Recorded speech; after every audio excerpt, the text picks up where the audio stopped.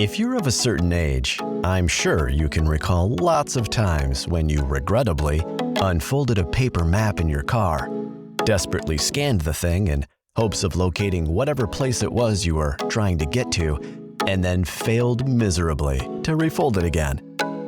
Nowadays, you type or just say out loud where you want to go, such as place where there is coffee, and magically, your phone shows you more options than you were expecting, or perhaps hoping. GPS, the not actually magical technology that beams signals from space and calculates with nanosecond precision so you don't miss your exit for coffee. Delicious, delicious coffee. How does it all work? Well, grab yourself a mug and let's find out what's brewing. I'm Chris Roman, and I'm nerd adjacent.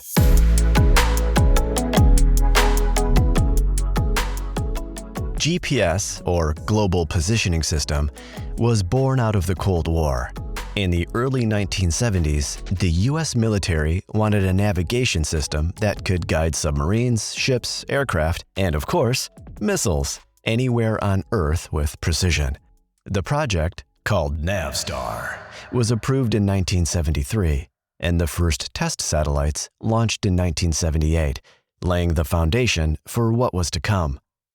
In 1983, after Korean Airlines Flight 007 was tragically shot down when it strayed into Soviet airspace, President Reagan announced that once GPS was fully operational, it would be made available for civilian use. Through the late 80s and early 90s, more satellites went up, and by 1993, the system provided continuous global coverage. At first, civilians only got a degraded signal, a security feature known as selective availability that limited accuracy. But in 2000, President Clinton ordered it turned off, allowing everyday users to get much more accurate results. That decision set the stage for GPS to move from a Cold War tool to something that would guide cars, phones, and just about everything else to, coffee, for instance. Before we get into the details of how this all works, here's a fun fact. GPS in cars has been around way longer than most people think. Back in 1981, Honda experimented with an analog system with the awesome yet somewhat provocatively named Gyrocator. Mazda's luxury Yunos Cosmo had the first built-in GPS in 1990. In 1992, Oldsmobile equipped Tornados, naturally, with TravTech, an information and traffic management system that used touchscreens and voice guidance, and included live help. Toyota and Alpine pushed integrated navigation mainstream in Japan, while GM's GuideStar developed it in the US in 1995. They were clunky and expensive, but they all offered a glimpse of what was coming. So, how does this amazing tech help you find your next venti caramel macchiato with almond milk and an extra shot of espresso? Well, let's dig in and find out. The GPS network is made up of at least 24 satellites, constantly orbiting the Earth. And it's not just the US. Other countries have their own networks that function essentially the same way. Europe has Galileo, Russia has GLONASS, and China has Baidu. Though these are completely different systems, most modern phones can use any of them. Each satellite in the GPS constellation sends out a signal with the exact time it was transmitted. Your phone, car, or watch receives that signal and notes how long it took to arrive.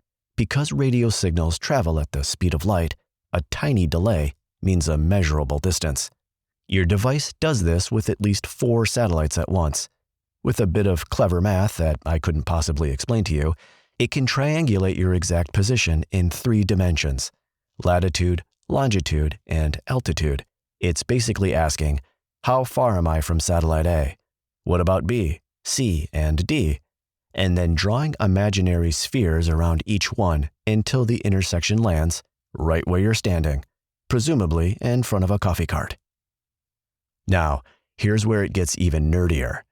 GPS relies on atomic clocks on board the satellites, super precise timekeepers that are accurate to within billionths of a second. If the timing was off by even a millisecond, your location could be off by hundreds of miles. That's how precise the system is. Even nerdier yet, Because the satellites are moving fast and are far from Earth's gravity, they experience time slightly differently, a phenomenon explained by Einstein's theory of relativity, in which gravity plays a crucial role in how we perceive time. Because there's less gravitational effect on GPS signals the further you get from Earth, the speed of those signals can vary enough to throw things off. Engineers actually have to compensate for this, so your phone doesn't think you're in the middle of the Pacific when you're just trying to get to Trader Joe's. GPS isn't just about finding the nearest coffee shop so you can order your afternoon grande iced oat milk latte with 2 shots of blonde espresso, 1 pump of vanilla and cinnamon on top. Light ice, please. It's part of the invisible infrastructure that keeps modern life humming. Shipping companies use it to track packages in real time. Airlines use it to navigate. Emergency responders use it to locate 911 callers. And farmers use it for precision agriculture, planting seeds down to the centimeter. And here's one you might not expect. Wall Street runs on GPS. Not for directions, but for time. As I shared earlier, GPS signals come from atomic clocks on satellites, and that timing is what allows stock exchanges to timestamp trades. Every order, every quote, every millisecond decision in high-frequency trading has to be synchronized across servers, cities, and continents. Without GPS, markets can't stay in sync, and trades can't be verified. If it sounds fragile, that's because it is. There are entire contingency plans just to keep the clocks running if the satellites go dark. GPS is one of those technologies that quietly runs in the background of modern life, but it's a masterpiece of engineering, and it's proof that sometimes the most incredible things are hiding in plain sight.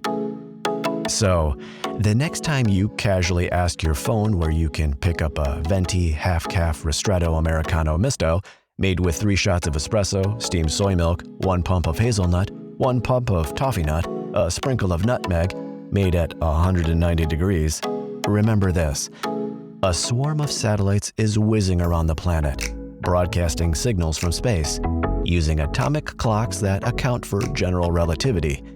Also, you can avoid left turns and caffeine withdrawal. What time is it anyway? Yeah, I could go for a coffee. If you enjoyed this episode, share it with a friend who's curious about technology or is having trouble sleeping. Leave a review wherever you listen to podcasts. And if you've got questions or show ideas, I'd love to hear them. Until next time, thanks for listening. I'm Chris Roman, and I'm nerd adjacent.